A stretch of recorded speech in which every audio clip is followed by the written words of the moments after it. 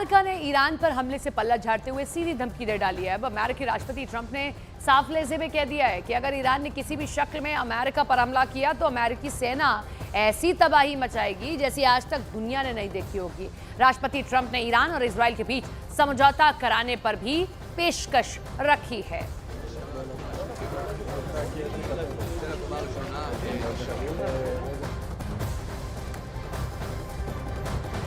Iran के एक परमाणु सेंटर और ईरान के परमाणु प्लान के ब्लूप्रिंट पर नेतन्याहू की पूरी नजर बनी हुई है। नेतन्याहू नहीं चाहते कि ईरान किसी भी कीमत पर एटम बम बना पाए। उधर अमेरिका भी ईरान के परमाणु प्लान और परमाणु सेंटर पर गिद्ध की तरह नजर गड़ाए बैठा है। हालांकि अमेरिका ने अब तक ईरान के खिलाफ ऑपरेशन का औपचारिक ऐलान नहीं किया है।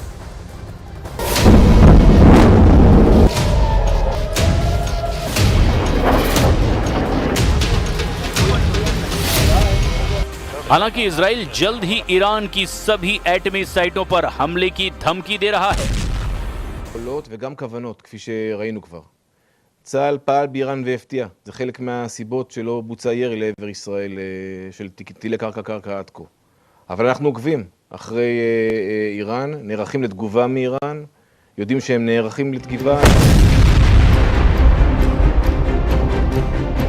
इजराइल के टारगेट पर ईरान के जो एटमी ठिकाने हैं उन्हें भी जान लीजिए।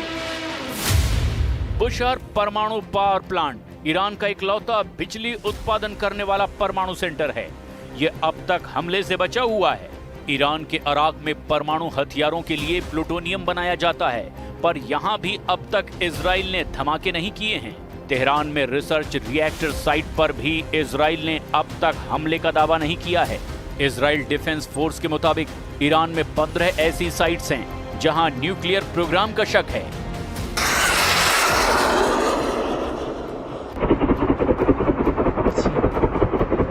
ये सब के सब नेतन्याहू के टारगेट पर हैं।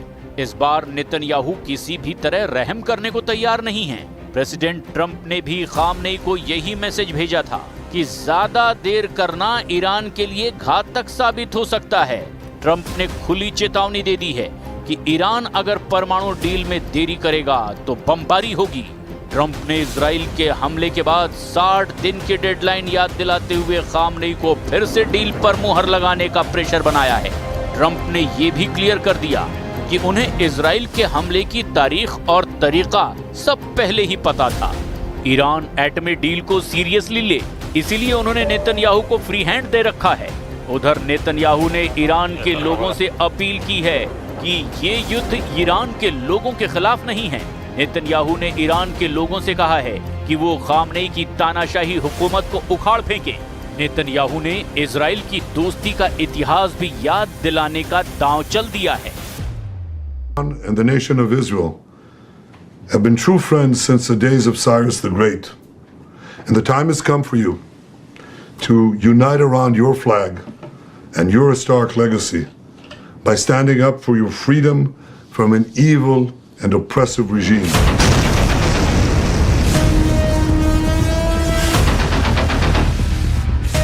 टाइम्स ऑफ इजराइल के मुताबिक अमेरिकी अधिकारियों ने कहा कि सुपर पावर के एयर और नेवल डिफेंस सिस्टम ने ईरान की बैलिस्टिक मिसाइलों को ढेर कर दिया है।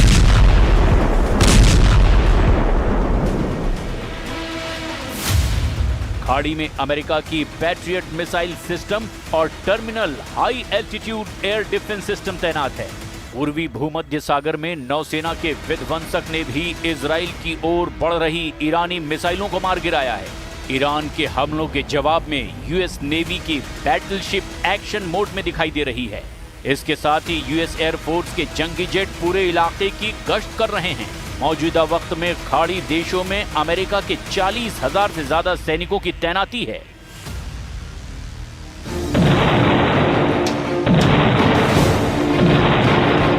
अमेरिका ने अब तक ईरान के खिलाफ मिलिट्री ऑपरेशन का औपचारिक ऐलान नहीं किया है, लेकिन ट्रंप की धमकियां ये साफ कर रही है कि वो किसके साथ इस वक्त मजबूती से खड़े हैं। ऐसे में अमेरिका को युद्ध में सीधे आने में देर भी नहीं लगेगी। फिलहाल सुपर पावर इजराइल को पूरी छूट देकर ईरान को सबक सिखाने का मौका दे रहे हैं। इसके लिए इजराइल नए तरीके से ईरान पर हमले का मिशन ऑन कर चुका है। जंगी जेटों के बाद ईरान पर इजराइल की डॉल्फिन क्लास सबमरीन का तूफानी हमला हो सकता है। इजराइल की डॉल्फिन क्लास पनडुब्बियां साइज में जितनी बड़ी हैं, उतना ही साइलेंट अटैक करती हैं। डॉल्फिन क्लास सबमरीन का साइलेंसिंग सिस्टम और स्टेल्थ डिजाइन इन्हें सबसे घातक बनाता है।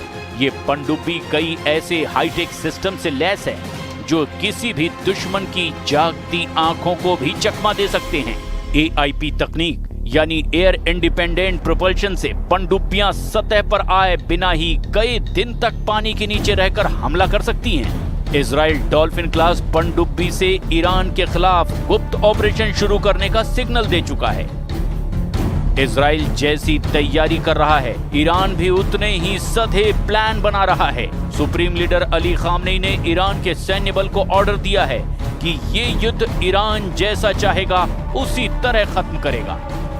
خطای بزرگی کرد، غلطی کرد و عواقب او رو بیچاره خواهد کرد به توفیق علم. ईरान को इजराइल से युद्ध जीतना है तो उसे अमेरिका से निपटना होगा। सुपर पावर के मिलिट्री बेस जब तक एक्टिव हैं, ईरान ये युद्ध जीत नहीं सकता। मुमकिन है खामनेई ने ट्रंप को झटका देने का वॉर प्लान भी बना रखा है। ईरान के रेवोल्यूशनरी गार्ड अमेरिका के जिन बेस को निशाना बना सकते हैं, उन्हें भी जरा देख लीजिए। अल उदीद एयरबेस, कतर। खाड़ी देशों में अमेरिका का सबसे बड़ा सैन्य अड्डा, जिसे यूएस सेंट्रल कमांड का हेडक्वार्टर कहा जाता है। अल उदीद एयरबेस साल 1996 में बनाया गया। 24 हेक्टेयर में फैले इस बेस में लगभग 100 जंगी जेट और ड्रोन का बेड़ा तैनात है। एयरबेस पर 10,000 सैनिकों की मौजूदगी है। खाड़ी के सभी देशों में ऑपरेशन इसी बेस से सेंट्रल कमांड से चलाया जाता है। ईरान को तबाह करने के लिए सुपर पावर का यही एयरबेस ही काफी है, इसीलिए सबसे पहले यही ईरान पर धमाके शुरू कर सकता है। इसके बाद ईरान के टारगेट पर बहरीन में यूएस नेवी बेस होगा। Naval support activity NSA Bahrain, अमेरिकी नौसैनिक अड्डा जिसे पहले ब्रिटिश रॉयल नेवी इस्तेमाल करती थी, ये बहरीन में HMS जुफेयर की साइट पर बना है। नेवी बेस में 9,000 सैनिकों की तैनाती मुमकिन है। इसे यूएस नेवी के 5वें बेड़े का सेफ हाउस कहा जाता है, जहां अमेरिकी नेवी के सभी जंगी लड़ाके तैनात रहते हैं। कुवैत में बना अमेरिकी अड्डा भी ईरान के लिए बड़ा खतरा है, जिसे कैंप आरिफ जान नाम से जाना जाता है। कैंप आरिफ जान कुवैत से 55 किलोमीटर दक्षिण पूर्व में मौजूद है। साल 1999 में बनाए गए इस मिलिट्री बेस को कमांड हब की तरह इस्तेमाल किया जाता है। इनके साथ अल धफरा एयर बेस UAE भी ईरान की आंख में खटकता है, जहां अमेरिका के टोही खुफिया जानकारी जुटाने और कॉम्बैट एयर ऑपरेशन के हथियार मौजूद हैं। अल दाफरा बेस पर भी F-22 रैप्टर स्टेल्थ फाइटर और अवैक्स की भी तैनाती है। इराक और सीरिया में ऑपरेशन के लिए अमेरिका ने एरबीन में बेस बना रखा है, जहां से ईरान को निशाना बनाना बहुत आसान है। अमेरिका की इसी घेरेबंदी को तोड़कर ईरान इजराइल से युद्ध जीतने की सोच सकता है। फिलहाल इजराइल पूरी तरह से ईरान पर हावी दिखाई दे रहा है। इजराइल के हवाई हमले के डर से ईरान का एयर स्पेस खाली पड़ा हुआ है। ईरान के हवाई रूट पर विमान तलाशने से भी नहीं मिल रहे हैं। वहीं ट्रंप का प्लान ईरान से खामनेई की हुकूमत को उखाड़ फेंकने का है। ईरान के पूर्व शाह पहलवी के बेटे की भी युद्ध में एंट्री हो गई है। एक इंटरव्यू में ईरान के पूर्व शाह के बेटे रजा पहलवी ने खामनेई की जमकर आलोचना की। रजा पहलवी ईरान के आखिरी शाह के बेटे हैं। 1960 में जन्मे रजा को 1967 में ईरान का क्राउन प्रिंस बनाया गया था, लेकिन 1979 में इस्लामिक क्रांति के बाद उनका परिवार देश से बाहर निकाल दिया गया।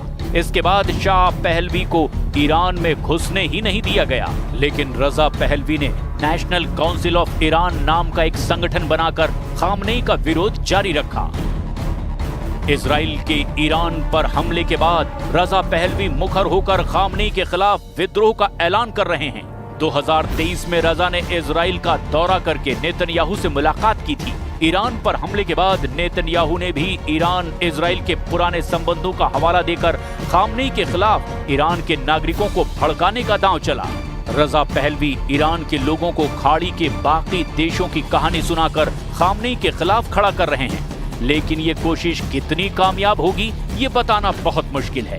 जो बात साफ है वो ये कि ईरान इजराइल के हमले का करारा जवाब देगा। इस युद्ध में जिसने भी इजराइल का साथ दिया उसे भी ईरान से लोहा लेना होगा। हालांकि युद्ध का रिमोट व्हाइट हाउस में है, जहां ट्रंप के दबाए बटन से तेहरान में बारूद बरस रहा है। ट्रंप की बात ईरान ने जल्द नहीं मानी तो एटमी धमाके कोई नहीं रोक पाएगा।